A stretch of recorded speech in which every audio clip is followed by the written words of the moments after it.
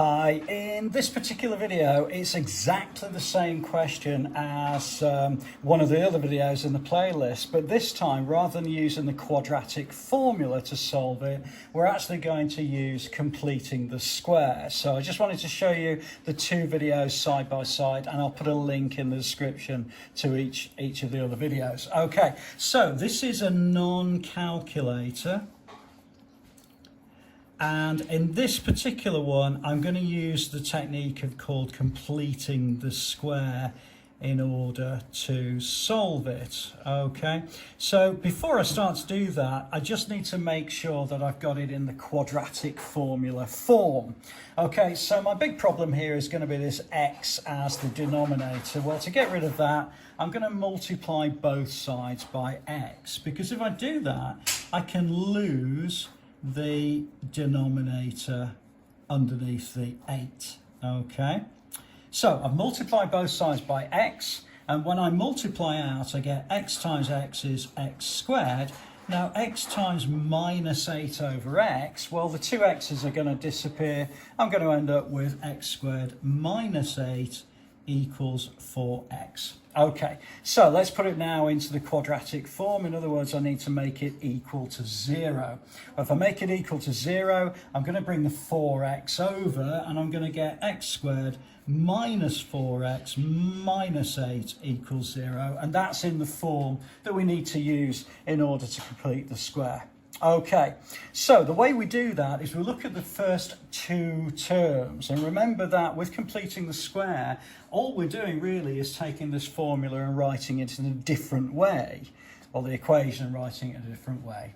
Okay, so I'm going to write this now as x minus 2 squared, because we half this value here.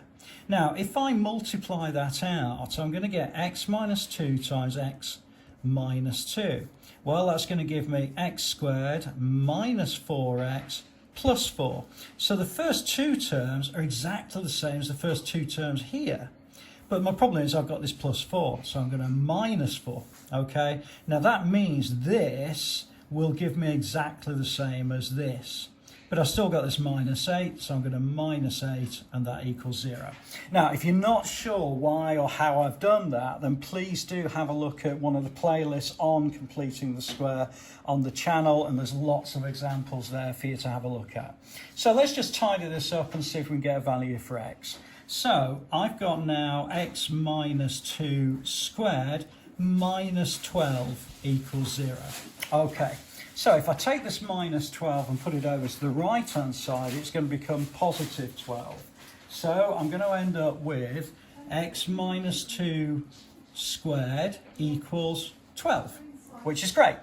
Okay, now I'm slowly getting towards getting my value of x, but I've now got this square that I need to get rid of. So I'm going to square root both sides. So if I square root the left-hand side, I'm going to get x minus 2.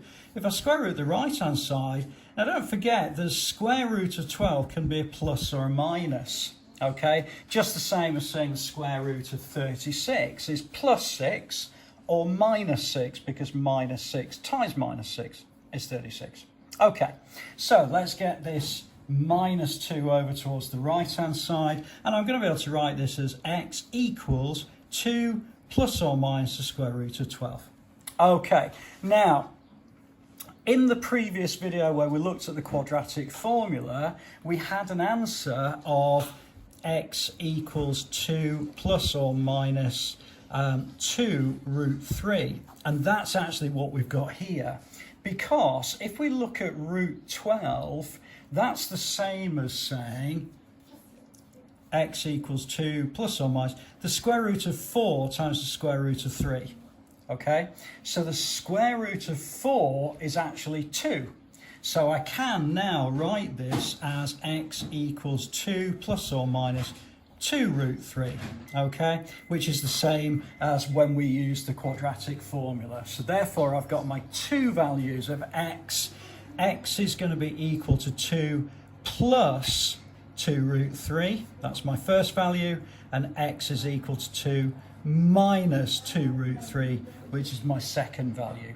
Okay, I hope that's okay for you. Please do add a comment below if you're not sure about anything, particularly dealing with denominators can be a little bit tricky, and also with completing the square. If you're not sure about that, as I mentioned, do have a look at the other playlists.